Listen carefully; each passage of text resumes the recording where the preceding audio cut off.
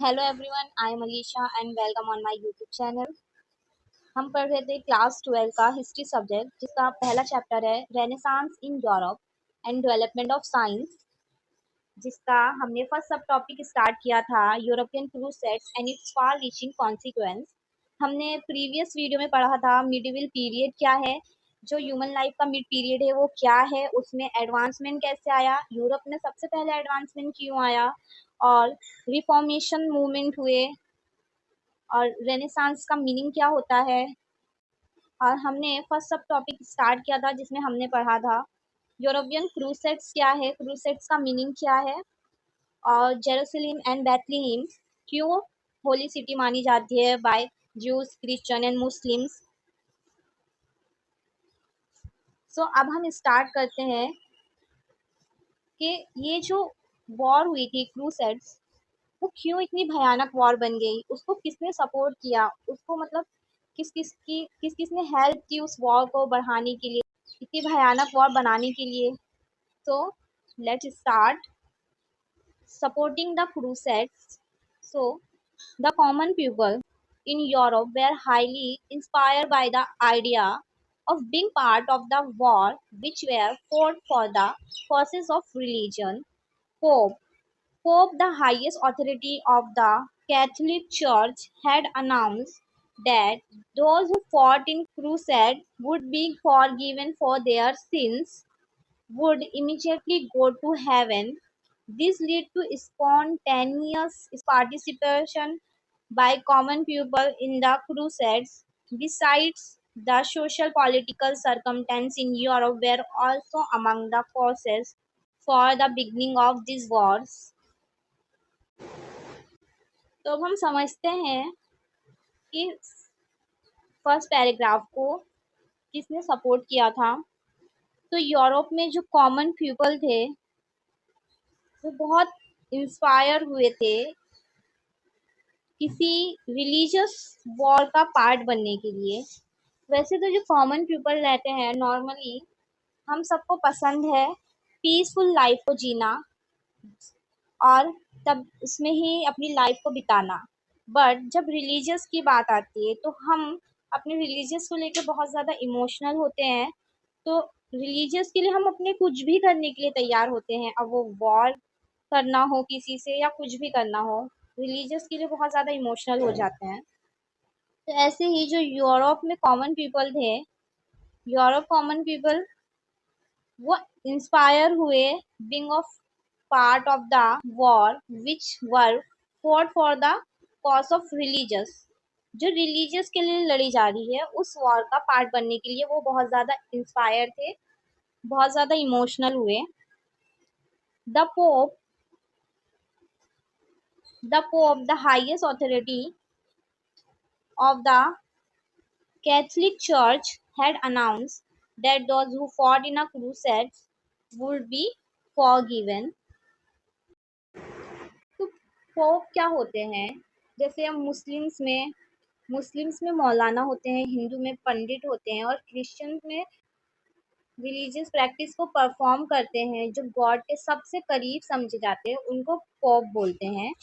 Pope जो थे उनके पास कैथलिक चर्च की हाईएस्ट अथॉरिटी थी। वो कैथलिक चर्च के फादर थे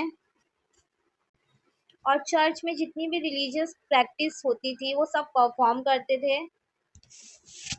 अब पोप ने देखा जब लोग इतने इमोशनल है अपने रिलीजियस के लिए,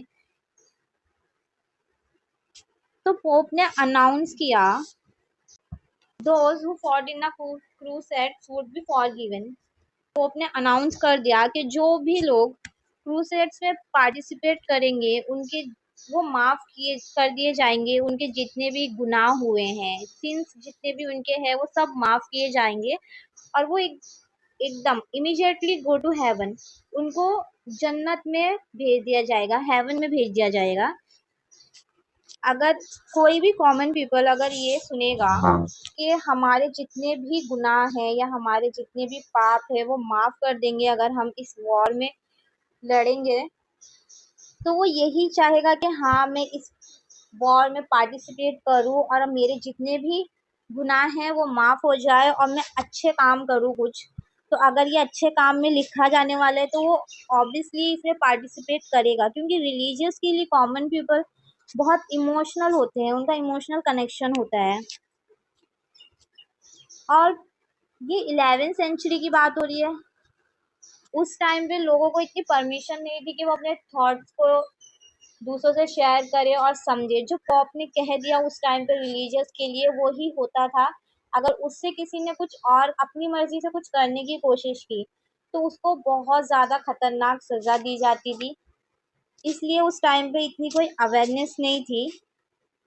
तो पोप ने जैसे ही ये अनाउंस किया स्पॉन्टेनियस पार्टिसिपेशन ऑफ पीपल, इसके बाद पोप ने ये अनाउंस कर दिया तो लोगों ने इतना पार्टिसिपेशन किया, अनगिनत अनगिनत लोगों ने पार्टिसिपेशन किया कि उसकी कोई गिनती ही नहीं हो रही थी। लोग आ ही जा रहे थे पार्टिसिपेट करने के लिए, आ ही रहे थे।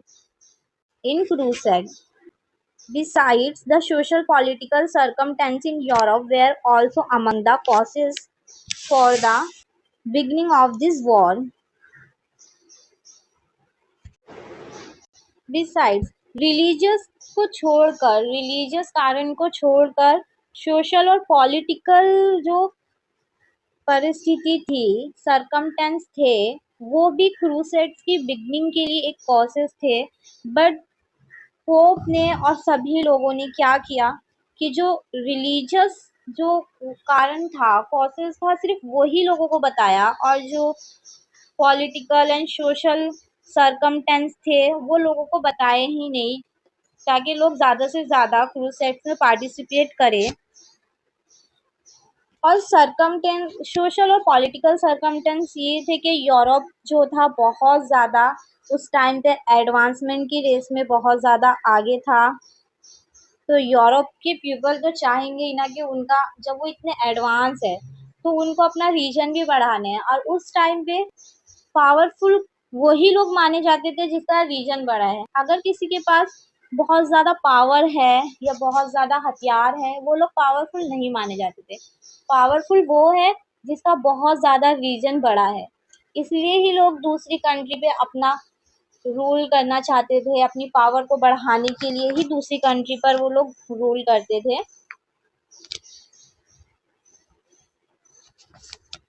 Roman emperors were trying to bring region Syria and Asia Minor under their rule.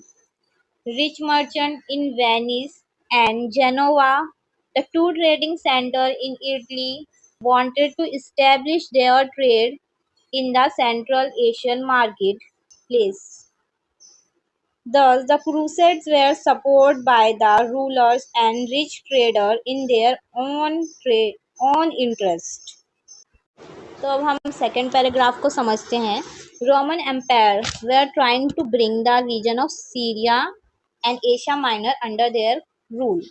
सो जो रोमन एम्पायर है, रोम एक कंट्री है यूरोप में, तो जो रोम का किंग है वो ट्राई कर रहा था सीरिया एंड एशिया माइनर को अपने कंट्रोल में करने के लिए।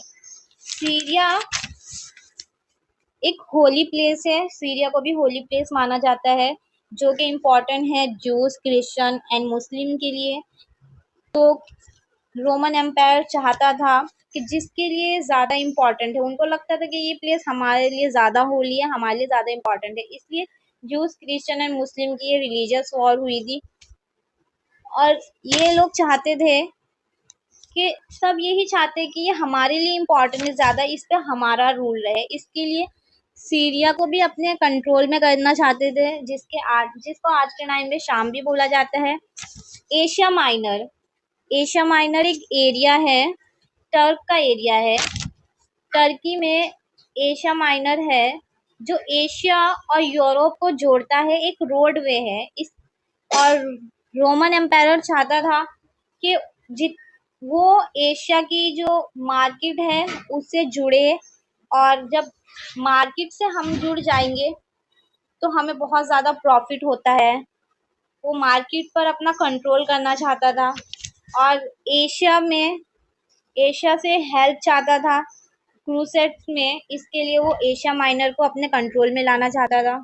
जो रिच मर्चेंट है Venice and Genoa crude trading centre में, ये दोनों ट्रेडिंग सेंटर इटली में है। वो चाहते थे वो इस्टेब्लिश करे उनकी ट्रेड को सेंट्रल एशिया मार्केट प्लेस में।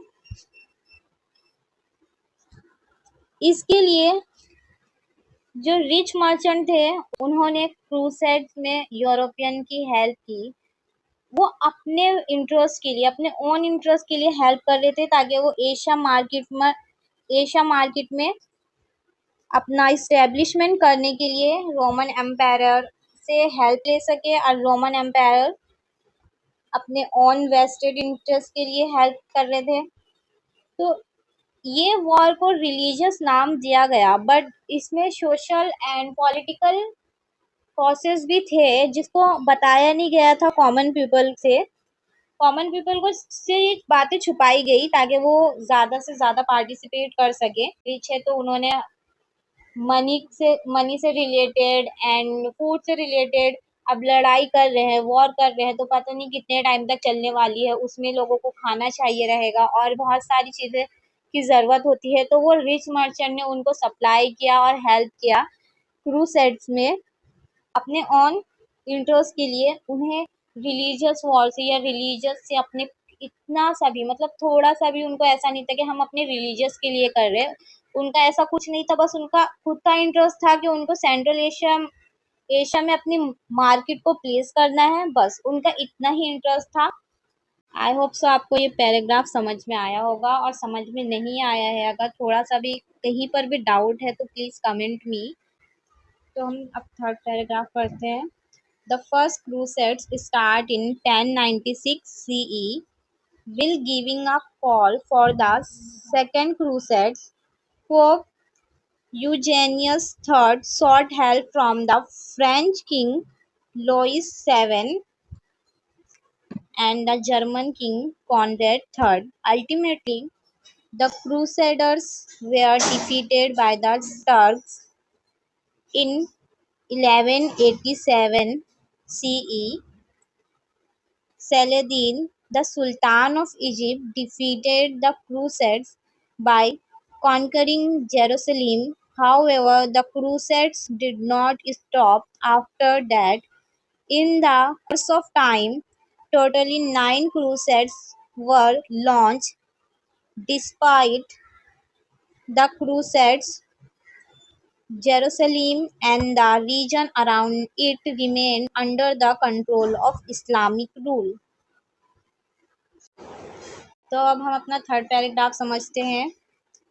तो फर्स्ट क्रूसेड कब स्टार्ट हुई थी? फर्स्ट क्रूसेड स्टार्ट हुई है 1096 सीई। ये हमारे एमसीक्यू में पूछा जाता है, जो बहुत इम्पोर्टेंट है। तो हमें याद रखना है कि फर्स्ट क्रूसेड कब स्टार्ट हुई है। 1096 सीई में स्टार्ट हुई। Will giving a call for the second crusade. जब सेकेंड क्रूसेड की शुरुआत होने वाली थी तो पोप यूजेनियस थर्ड ने हेल्प मांगी from French king Louis seven and the German king Conrad third.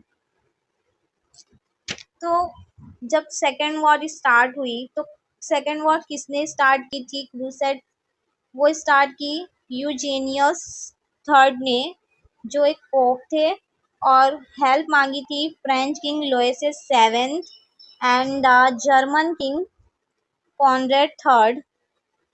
इन दोनों ने सेकेंड क्रूसेड में हेल्प की, बट उसके बावजूद क्रूसेडर्स, मतलब जो क्रूसेड्स को लड़ रहे थे उन्हें क्रूसेडर्स कहा जाता है। तो crusaders were defeated by Turk. Turks एक कंट्री है जो एक मुस्लिम कंट्री है, जानी मानी कंट्री है, मुस्लिम कंट्री।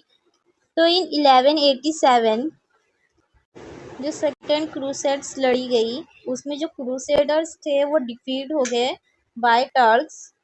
कब डिफीट हुए, मतलब कब सेकेंड वॉर लड़ी गई थी और डिफीट हुए? 1187 कॉमन ईरा सीई। तो किसने डिफीट किया था?